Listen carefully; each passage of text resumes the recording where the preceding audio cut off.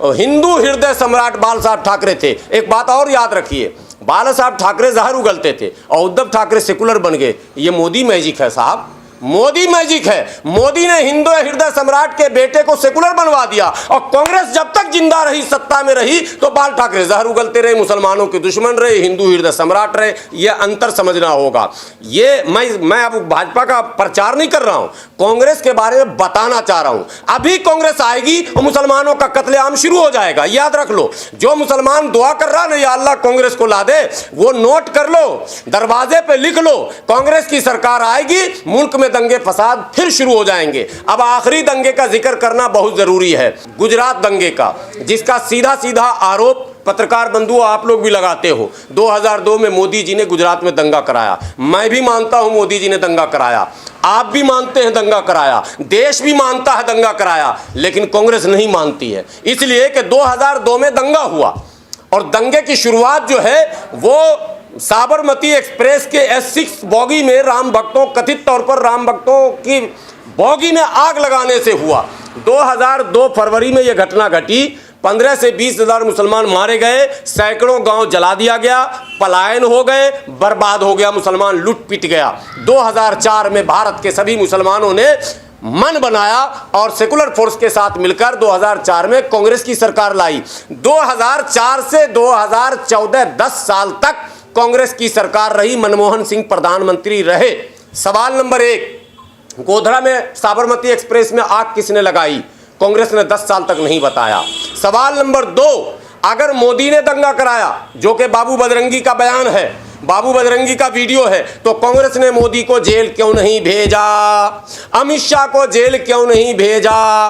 कांग्रेस से मेरा सवाल है, सरदार मनमोहन सिंह जी, आप बताइए। चिदंबरम साहब रोक रहे थे, मुझे पता है कौन रोक रहे थे, सब पता हमें, लेकिन देश पूछे कांग्रेस से कि जब दंगे का षड्यंत्रकारी सामने था, खुलेआम लूट हो रहे थे, खुलेआम मुस्लिम महिलाओं के पेट में भाला से, तलवार से बच्चे निकाले गए, बलात्कार हुए, जलाए गए। अरे लानत है उस पार्टी पर जिस पार्टी के सांसद एहसान जाफरी के घर को जला गया, जिंदा एहसान जाफरी को जला दिया। जकिया जाफरी घूमते घूमते तबाह हो गई, मगर सोनिया गांधी जकिया जाफरी के साथ खड़ी नहीं हुई और आज भी गुलबर्ग सोसाइटी के मुजरिमों को सजा नहीं मिली। तो पहले कांग्रेस ये बताए कि क्या गुजरात के दंगे का मुजरिम वाकई नरेंद्र मोदी और अमित शाह हैं, और हैं तो 10 साल तक आप क्या कर रहे थे? जिस ईडी और सीबीआई के दुरुपयोग का आरोप केंद्र पर आज लग रहा है, क्या आपके पास वो ईडी सीबीआई नहीं थी क्या?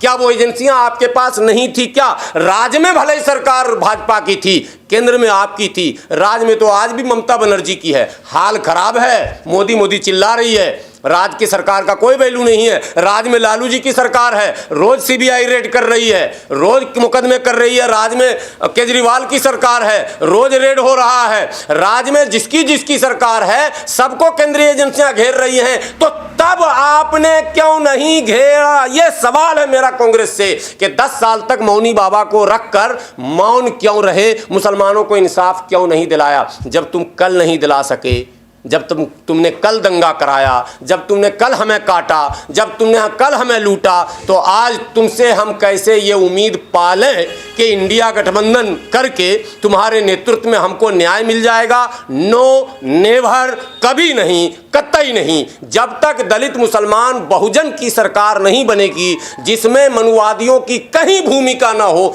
तभी इंसाफ की उम्मीद की जा सकती है। अन्यथा कांग्रेस के नेतृत्व में इंसाफ की उम्मीद करना बेमायने है। एक आखिरी बात और मुसलमानों को जानना चाहिए, देश बंटने के बाद, संविधान लागू होने के बाद नौकरियों में मुसलमानों की संख्या लगभग 23% थी।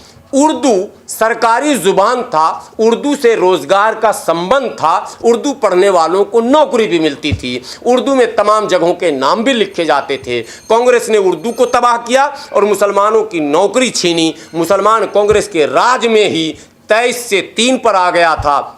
स्वर्गीय अटल बिहारी वाजपेयी का एक शब्द जो है वो वायरल हुआ। संघ के नेताओं ने अटल बिहारी वाजपेयी जी से कहा कि अब तुम प्रधानमंत्री हो तो मुसलमानों को ज़रा नौकरियों में जाने से रोको। तो अटल बिहारी वाजपेयी जी ने कहा कि अब हम नहीं रोक सकते, ऑलरेडी ये सारा काम पहले ही हो चुका है। अब अगर रोकने की गुंजाइश अब है नहीं, वो कांग्रेस अपना सारा काम कर चुकी है। ये ऑन रिकॉर्ड बयान है। तो कांग्रेस ने वो सारा काम कर दिया और मुसलमानों को ये मौलवी, मुसलमानों को कथित तौर पर ये माने नेता जो आज मुसलमानों के सो कॉल्ड रहनुमा कहते हैं भाजपा को गाली बक्को, भाजपा को गाली बक्को, और हमें ये कहा जाता है कि आप कांग्रेस को क्यों कोसते हैं। अब ये इसका जवाब भी लेते जाइएगा। सवाल ये है, आपने मुझे 5,000 रुपया उधार दिया है, तो आप हमसे मांगेंगे या मेरे पड़ोसी से मांगेंगे? हमने वोट कांग्रेस के दिया, मेरे बाप ने कांग्रेस को दिया, मेरे भाई ने कांग्रेस को दिया, मेरे मुसलमान तमाम लोगों ने कांग्रेस को वोट दिया, तो हम कांग्रेस से सवाल करेंगे कि भाजपा से करेंगे? भाजपा को तो हमने वोट दिया ही नहीं, मोदी को हमने वोट ही नहीं दिया, इसलिए हमें सवाल करने का हक ही नहीं। हाँ, भारतीय होने के नाते कोई ऐसा मुद्दा है हम सवाल कर देते हैं, लेकिन मुसलमानों के ताल्लुक से हम भाजपा से सवाल पूछें, यह बेवकूफ़ी और पागलपन होगा। अरे वोट दिया कांग्रेस को, उधार दिया कांग्रेस को, तो ब्याज समेत कांग्रेस से न वसूलेंगे हम? तो आज कांग्रेस से मेरा सवाल है कि भैया अब माफ कर दो, अब बख्श दो, मुसलमानों का नाम लेना तुम छोड़ दो। ऐसे छोड़ ही चुके हो। मध्य प्रदेश चुनाव में तुमने नाम लिया ही नहीं, तुमने बाबा बागेश्वर का नाम लिया। तुम्हारे जो कमलनाथ थे वो बाबा बागेश्वर के चरण में थे। तो राजस्थान में बड़े बड़े चंदन टीका लगा के तुम घूम ही रहे थे, मुसलमानों का नाम निशान नहीं, छत्तीसगढ़ में नामो निशान नहीं। तुम्हारे पूरी पार्टी में एक मुस्लिम बोलने वाला जो मुसलमानों के, वो शायर को छोड़कर, शायर बोलता नहीं, शेर पढ़ते हैं, शायर को छोड़कर, और शायर को मुरादाबाद से लड़ा दिया। और इस बार अगर वो लड़े, पिछली बार मैं ध्यान मेरा नहीं था और मैं बिहार में लगा था, इस बार शायर अगर मुरादाबाद से लड़ा तो मैं उसी ईदगाह पे जाके धरना दूंगा। पहले कांग्रेस ये बताए कि इस ईदगाह कांड में मरने वाले तमाम परिवार को ढूंढ भी लूंगा, मैं आधे को ढूंढ चुका हूं, आधा और बाकी है मैं ढूंढ लूंगा, जो लोग उस जमाने में मरे थे और जो उस जमाने में मौजूद थे, उन सबों की फौज को लेकर घूमूंगा। इसलिए यात्रा आप निकालो, ये आपका लोकतांत्रिक अधिकार है, लेकिन देवबंद मदरसे में मत घुसना। और देवबंद के मौलानाओं, आपसे भी हाथ जोड़कर गुजारिश, अब तो सुधर जाओ। अरे दुनिया से नहीं डरते हो, अल्लाह से तो डरो।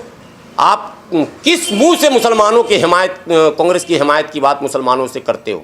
कहा जाता काबा किस मुंह से जाओगे गालिब, शर्म तुमको मगर नहीं आती। किस मुंह से आप कहते हैं, क्या कहते हैं, कांग्रेस की हिमायत कीजिए? कांग्रेस ही उपाय है, मोदी का विकल्प नहीं है। तो 3 राज्य में विकल्प दे दिया आपने, तो 2024 में आपकी माँ ने दूध पिलाया, आप जिता देंगे, मोदी को हरा देंगे।